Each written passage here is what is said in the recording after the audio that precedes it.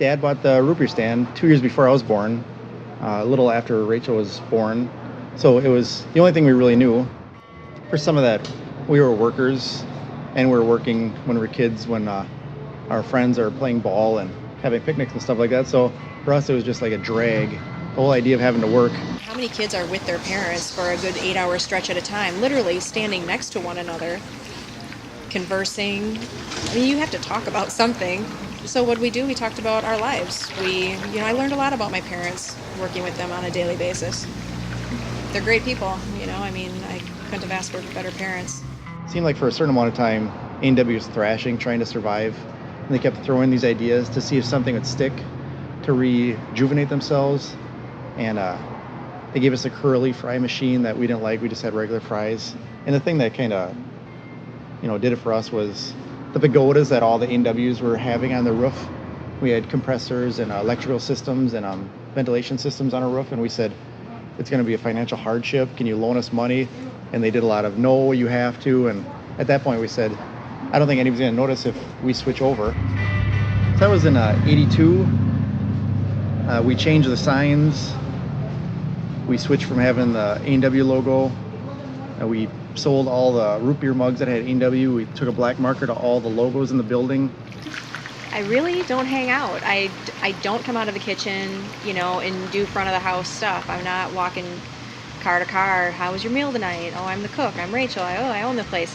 I would say 90% of the time people come up to me, they either will ask me where Carl is, and I have to say, is it business or personal? And they'll be like, oh, it's business. Well, I'm like, I'm his partner. I can help you out. And they're, oh, well, who are you? So they really don't know who I am. Sometimes it's annoying. Sometimes it's fine. It depends on what they want. Rachel's usually in the kitchen, and so a lot of times people are like, oh, are you Rachel? Because they see me a lot. They've seen me for years. And so I always think that's funny. Or, are you married to Carl? Or how are you related? I'm like, well, I feel like family, but I'm not actually related to them. Mother started working for us 4 years ago now. She had the idea that we should do something to commemorate Elvis's alleged death. And there was a big meeting, and she was talking about finding somebody to impersonate a professional. But after the meeting, she asked me if I would attempt it, which is completely out of my comfort zone. So she asked me, and I swallowed hard, and I said, yeah, I'd give it a try. And I thought it was just gonna be a quiet thing. And I got a costume, a cheap costume, and I decorated it for over 10 hours. It was 3, 4, 5 hours thinking this should be enough, and then you hold it up and it's very thin, like I did nothing at all. And then 6, 7, 8 hours, and you're thinking, oh, I want to quit right here, but then you put an extra 2 hours into it, so 10 hours of doing that bedazzling stuff on it. And then I show up the first day, and she thought I was just going to show up maybe in something cheap and silly, and then I actually did my hair and wore the sunglasses and had the walk and the talk, and everything was in place, and she started to cry. It was kind of interesting. In art classes in high school, and I was always like the best artist. Dad would respect that too. And for a while, growing up, when I was more and more artistic, it was like, oh yeah, that's why he's weird. He's really creative. That's why he's so odd. And I think it helped him sleep at night a little bit, because he's probably I'm growing up around him, and Dad's like, what in the world is on with this kid? If I was with someone who was older, maybe closer to my dad's age, and I said, oh, I'm Charlie Mann's daughter, people love my dad, and it's always a big smile. It's a very positive reaction to tell someone who my father is. You want something that people are going to remember. You want to present to children, you want to present to old people, you want to present to everybody, so that it sticks in their memory. And I think a lot of that art school stuff helped those aspects, where a regular business person that knows how to cook an egg and toast and make a burger never approaches at all. I'm not sure if I really had any dreams to be an artist or anything. Seems like everything I did towards that was to use it as a tool for other things. We were raised here. It was always someplace we could come back to and make money. Going to art school and being desperate for food near the end of the school year, you could come back and work. And I pretty much paid for my schooling almost right away. But if you stay in character and they're excited, it's hard not to be excited yourself. And it's silly when they ask you, well, now you sing, right? I'm just trying to sell root beer. I don't know what you want from me. Some women grab me by the butt. You do get women, sometimes afternoons, older women, and some flirt, you know, and they're not even subtle, you know, they're really all over it. When somebody runs up and you can see that their heart's racing, it's kind of strange. We hate to be sexist and say that we hire only pretty girls, but it seems like pretty girls come to be hired at a place where they're seen. Somebody that doesn't feel confident or unattractive doesn't seek out jobs where they're walking in front of lots of people all day, every day. Here. And we don't X out people because they're not attractive. It's just that 99% of the people that show up are decent looking. They want to make use of their tools. When we were little, we came here all the time. My parents would bring us here, especially on Friday nights. And my older sister Brooke, she had a job here for, I think, all through high school. And she really liked working here. So then, and I had a paper route like through grade school, and I delivered Carl and Tori's paper. And so when Brooke, my sister, was going to be done, they asked if I would be interested in working here, and so I started freshman year, and I'm still here, my 11th summer. They're more than willing to share their stories of when they used to go to drive-ins, and you know how they used to be more common, and how it's nice that this place is still here. You can just the smile on their face, and you can see them just thinking back and remembering when. If I can get tips, the girls are pretty and young. If they do anything like I do it, they're gonna get tips too, and I give them all these directions, and sometimes they're like, that old guy doesn't know what he's talking about because I'm young and I know everything. But everything that I teach them how to do their job better usually means that they have more money to spend on college or whatever they're gonna do later. We were talking, the car up and I, were people that maybe have, you know, phobias about being in public, but they still want to go someplace to eat. They are protected by their box. They have to deal with one person. They don't have to walk up to a countertop where 20 people can see them, and they're all nervous about being in front of people. And some people park at the end because I think their public phobia takes them to that next level where they can't even be nearer to other people. And people that are disfigured, burns or whatever, if you go up and I'm sure they notice every little tick of people that walk up to them, little children, stuff like that. If it doesn't affect you in the least, they're all, oh yeah, we can come here and nobody gives us any strange reaction. And we get the people that have the dogs, and we get the people that still want to smoke, and rafters that show up in their bikinis and swim trunks, barefoot. Dad was the conservative one that just wanted to get through his year without loss, without over expenditures, make it to the next year without the place burning down. And Mother was kind of the one that was more creative and wanted to try new ideas. But with Rachel and I, she's the conservative one, the one that makes sure we don't overextend ourselves, and she makes sure that product comes in on a timely basis and everything is in place. She's the nuts and bolts, and I'm the one that has the goofy ideas, and I try to do it on a shoestring budget, making signs, doing things that if you had a crew come in and make the light system, I'm sure that'd be $5,000, but I do it for $300, which I show it to Rachel, and she's like, well, you think you can do it? Yes, I think I can do it. So we do it. And we're equal partners. If we're married, there might be anger where you could split and go two different ways and never talk to each other again, but we're brother and sister, so we always will be brother and sister.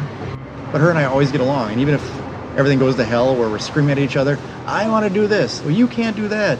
The next day, generally, one of us feels so bad that there's a hug involved, and we make up, and now let's start from scratch. Now show me your idea again, and tell me how you think it's going to work.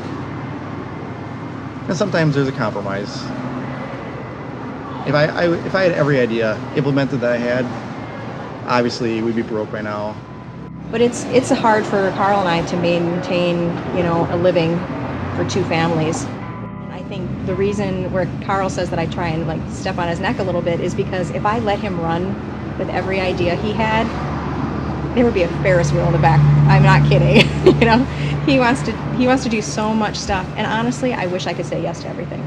I wish I could just say, do whatever you want, spend whatever you want. And I know he would do it on the cheap, but at the same time, there has to be a limit. I have to kind of pull the reins in and say, you know, we still have to live on what's left in this checking account at the end of the season. And if I, you know, start just giving you money to run with it, and we can do little bits every year.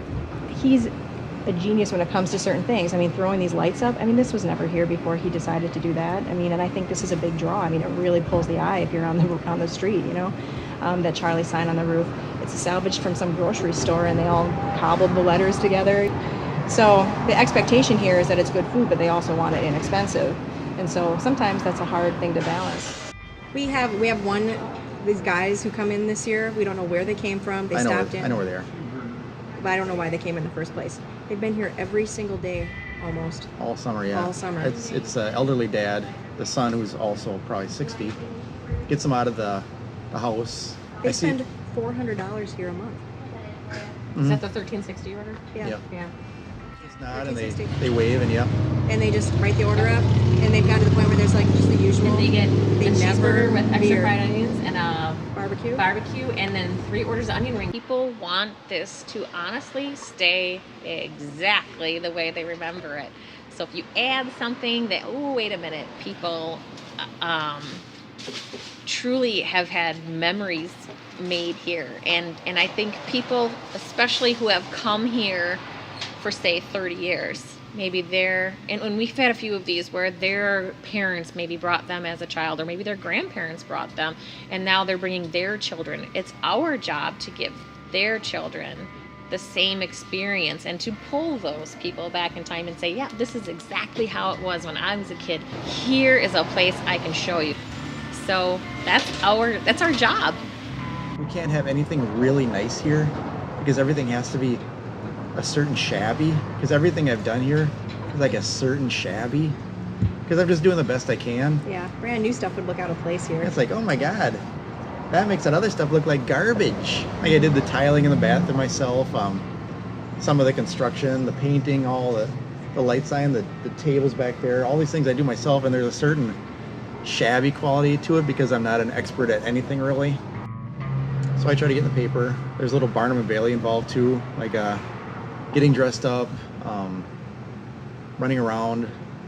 He was in a full Captain America costume for 4th of July, and it was hot that day. He was sweating. I soaked it up pretty much. They don't know who I am at all, even though my name's on the sign. They literally have no clue who Rachel is. I ran away a couple times. I lived in Minneapolis. I lived in Seattle. I came back from Seattle at my father's request. He really needed somebody stable that could really help him a little bit more. When I left, I was maybe 22 or something. I moved to Minneapolis, and largely it was just to have fun. It wasn't about getting away from Hortonville or needing to escape the small town. And then I was maybe 24 or 25 when I went to Seattle.